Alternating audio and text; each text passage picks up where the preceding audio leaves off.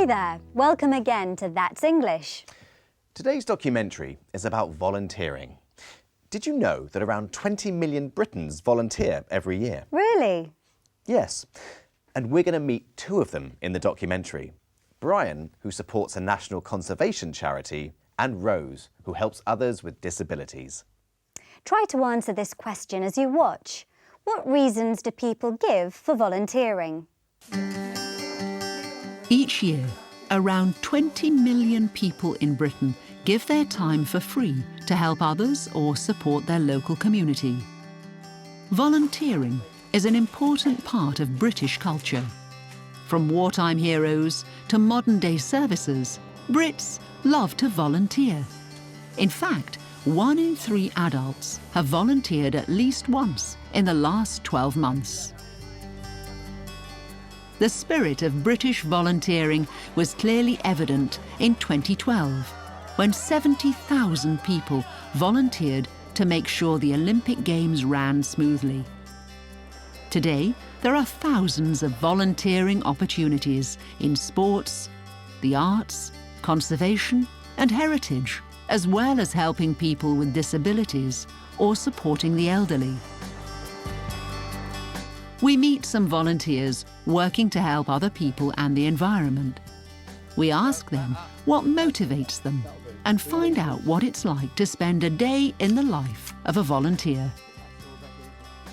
Brian Legg is a volunteer at the Woodland Trust, one of the UK's leading conservation charities. Its aim is to help plant trees, protect woods, and inspire others to enjoy nature. We asked Brian what he does to support the trust. And we've got a tape measure which is 5 metres long. I and all the volunteers contribute to planting the trees. We've got 600,000 to plant in total, and it's going to take us 9 years. We've done 3/4 already, but we still have a lot of trees to plant. The amount of time I spend varies a lot at different times of the year. But I suppose I'm here 1 or 2 days a week, probably most of the year. People volunteer for different reasons. For me, the main benefit of volunteering is a combination of things. One, I love the outdoors. It's a total contrast to the job I did in most of my life. I'm retired. And it's the social aspect. There's a great group of people. We have a laugh and we thoroughly enjoy ourselves. It's lovely to get out, meet these people and actually do some good in the world. For some, it's a chance to do something good for their local community, while for others, it can also provide valuable experience for a future career. Brian tells us why he chooses to volunteer. When I retired, which was a few years ago now, I thought that I would like to get involved in one environmental project and one for developing countries. And this is my environmental project. And if we can create a wild space that's only 4 miles, 6 kilometres from where I live, that's going to be a great bonus. And I'm going to enjoy this site for as long as I live in this area. Rose Ellen is a volunteer at Build, a charity that provides social and leisure activities for people with disabilities. For her, volunteering is about connecting with other people. She tells us more. Well, I helped set up the Wednesday Club, and they're a club for people with sensory, physical and learning disabilities. And they have a disco there and the art room and lots of other activities. I do stuff on the computers and I put volunteers' details on the database. I really enjoy it and it gives me something to do, and I've made lots of new friends. So what's the average profile of a volunteer? Rose gives us her ideas.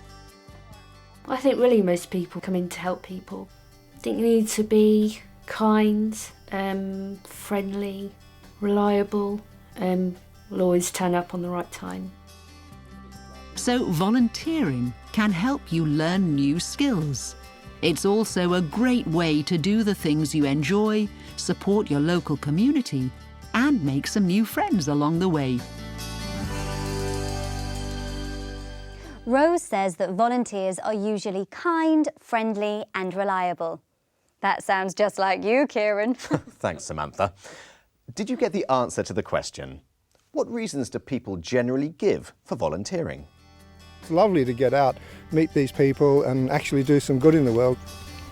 I really enjoy it and it gives me something to do, and I've made lots of new friends. They volunteer to meet new people and to do something good for others. Volunteering is a valued part of UK culture.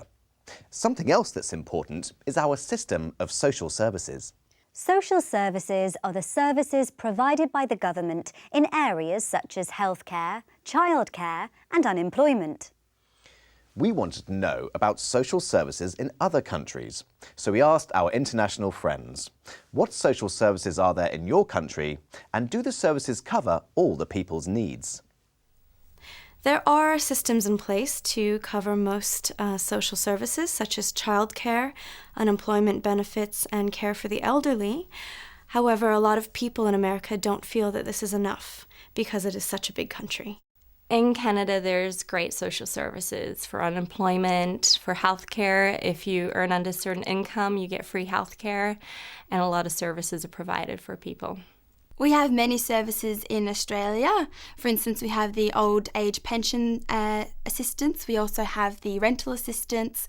We help people with student loans.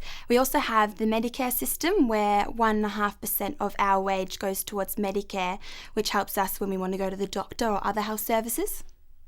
The social service infrastructure in Jamaica has never been brilliant, but of recent years it is branching out. It is becoming more aware of what the country needs. Social services, they do exist and they try to do their best under the circumstances, which is never enough. We have a lot of social services in England, particularly for the elderly, for people with disabilities, and we have lots of carers. I think, as always, we're never going to have enough because we always need more funding, and as our population grows, we will need more services. Did you notice that in Australia they call healthcare Medicare? Australians get a lot of support. The students get student loans and the elderly get pensions. Now it's time to join Aidan on the west coast of Ireland at the Cliffs of Moher. As you watch, answer this question. What are the best ways to see the Cliffs of Moher?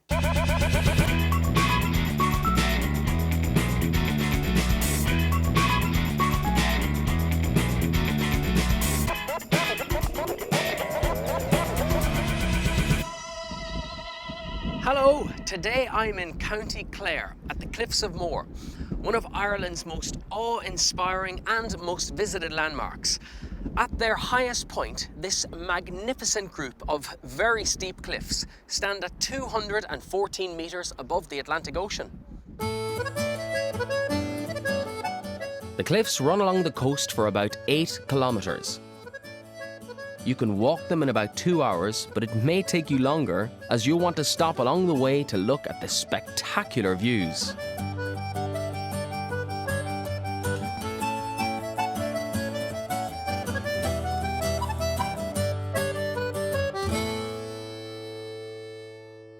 I'm here with Catherine from the Visitor Centre at the Cliffs of Moher. Hello, Catherine. Hello, Aidan. Welcome to the Cliffs. Thank you very much. Catherine, why do you think the Cliffs are such a popular place to visit? Well, people have been coming here for hundreds of years. O'Brien's Tower, which we can see in the background, was built in 1835 as a viewing point for visitors. And of course, they're coming to see the wonderful beauty of the cliffs themselves. But they're also coming to see the wildlife. During the bird nesting season, we have over 60,000 pairs of seabirds nesting here. Where can I get some of the best views of the cliffs and the surrounding area? I think everyone has their own favourite view of the Cliffs of Moher, but along the coast of the cliffs there is a walking trail and you can walk all along that distance and pick out some amazing views. Thanks very much, Catherine. You're very welcome, Aidan. Enjoy the cliffs. Thank you. This is O'Brien's Tower. It was built in 1835 by Sir Cornelius O'Brien. It was built as an observation point for visitors to the area. Local folklore suggests he may also have built it to impress the ladies he was courting. Another great way to see the Cliffs of Moher is from down below. Ferry services run from neighbouring towns and villages. you get an amazing view from the base of the cliffs. From this angle, you can see the layers of different kinds of rock from which these cliffs have been formed over the last 320 million years. The cliffs are also home to colonies of seabirds. In the breeding season, there are puffins, cormorants, and around 20 different species of birds.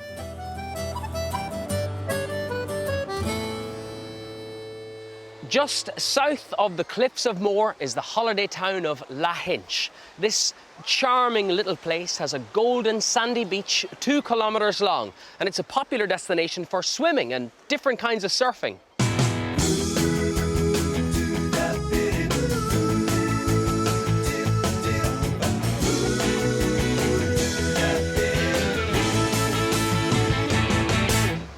I am here with John McCarthy, a former surfing champion of Ireland at the Lahinch Surf School. Hello, John. Aidan, good to see you. Very welcome to Lahinch. Thank you very much, John. John, is Ireland a popular surfing destination? Yeah, we have the Atlantic Ocean here, so there's always nice waves in Lahinch, yeah. And why is Lahinch so popular, and how long have people been coming here? Lahinch faces directly west into the Atlantic, so it receives a lot of waves. And surfing's been popular here for about 20 years. The best time for waves is actually in the winter time. That's when we get the big waves. I have never done any surfing before, but you're going to show me a few things today, are you? Yeah, we're going to make you a professional, Aidan.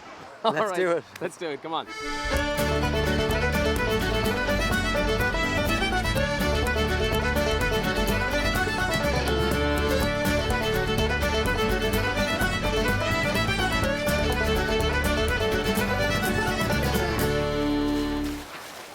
Well, I think I'm addicted to Stoke.